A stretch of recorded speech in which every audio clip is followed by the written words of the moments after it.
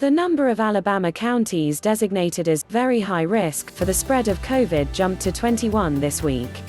Last week, 6 counties, Coffee, Geneva, Houston, Jackson, Monroe and Pike, were considered at very high risk. Data released yesterday show Coffee, Houston and Monroe remain on the high-risk list and were joined by Baldwin, Butler, Crenshaw, Dale, Dallas, DeKalb, Henry, Jefferson, Lauderdale, Limestone, Macon, Madison, Montgomery, Randolph, Shelby, St. Clair, Talladega and Tuscaloosa counties. Jackson, Marshall and Wilcox counties are considered high risk.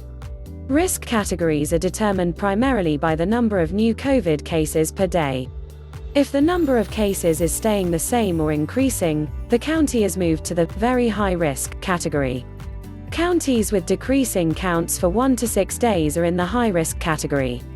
A decline of 7 to 13 days is considered moderate, and if a county has a downward trajectory of 14 or more days or has a rate of 10 cases or less over the previous 2 weeks, it is moved to green. Despite the recent uptick, Alabama's current numbers are down sharply from the early 2021 peak when cases rose by the thousands each day and more than 3,000 people were hospitalized. In early January 2021, as many as 22% of all COVID tests in Alabama were positive.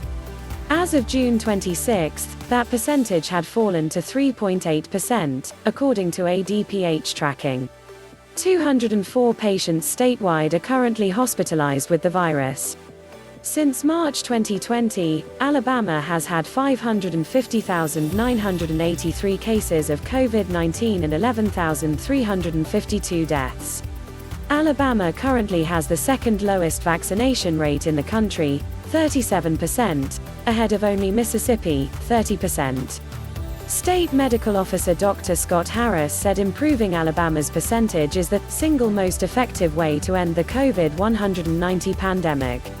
It is disappointing that Alabama ranks near the bottom of the states in vaccine uptake, Harris said in his monthly message. The low percentage of Alabama's population vaccinated for COVID-19 underscores the need for action to encourage everyone to do their part to reduce illnesses, hospitalizations and deaths by getting vaccinated, especially as new COVID-19 variants emerge throughout the state. ADPH said the state has had 27 Delta variant COVID cases. Of those, 4 were among vaccinated people. You can see more on locating a coronavirus vaccine here.